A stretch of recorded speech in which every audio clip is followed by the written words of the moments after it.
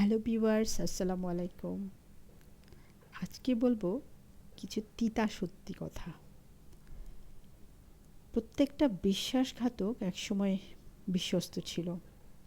সহজভাবে বলতে গেলে তারা একটা সময় কারো না কারো চোখে খুবই ফেরেশতার মতো ছিল। তাদের ফেরেশতা ভেবে বসা মানুষগুলোর বড় লস কি জানেন? এই ফেরেশতাদের খপ্পরে পড়ে নিজের সুন্দর জীবনটার ১২টা বাজালো। এই ধরনের মানুষগুলো যখন কারো জীবনে প্রথম আসে, তখন এমন একটা বেশ ধরে থাকে যে আপনি পৃথিবীর সমস্ত ভালো গুণ তাদের মধ্যে খুঁজে পাবেন। তাদের এই ভালো মানুষ দেখে নিজের অজান্তেই তাদের মায়ায় পড়ে যাবেন। তারপর একটা সময় পর যখন তারা তাদের আসল রূপটা দেখানো শুরু করবে, তখন নিজের কাছেই প্রশ্ন জাগে, এই মানুষটাই কি ওই মানুষ যাকে আমি চিনতাম, যে মানুষটাকে নিজের করে জানতাম? কিন্তু আপনি তখন কোনো উত্তর খুঁজে পাবেন না নিজের কাছে। বেহায়ার মতো তার কাছেই পড়ে থাকতে চাইবেন শত অবহেলার পর।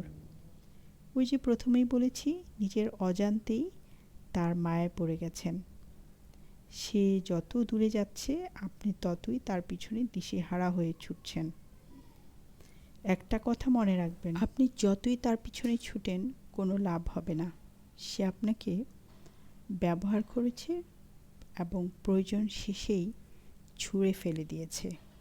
তাই আপনার জন্য বেটার অপশন হলো কষ্ট হলেও তার কাছ থেকে দূরত্ব বজায় রাখা। নিজের জন্য, নিজের পরিবারের মানুষের জন্য, নিজের ভালো থাকার জন্য এইসব মানুষদের জীবন থেকে এমনভাবে মুছে ফেলুন যেন তাদের সাথে কখনো দেখাই হয়নি।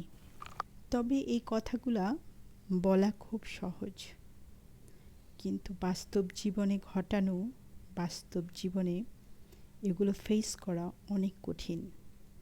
আপনাকে হতে হবে কঠোর এবং কঠিন, কারণ জীবনটা হলো ওয়ান ওয়ে। একবার যে পথে হাঁটা শুরু করবেন, সেই পথ থেকে ফিরে আসলে আবার নতুন করে শুরু করতে হয়, যেখানেও থাকে অনেক রিস্ক।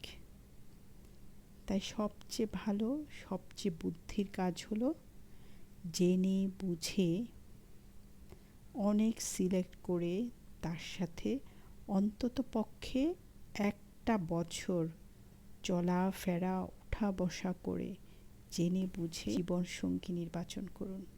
ধন্যবাদ।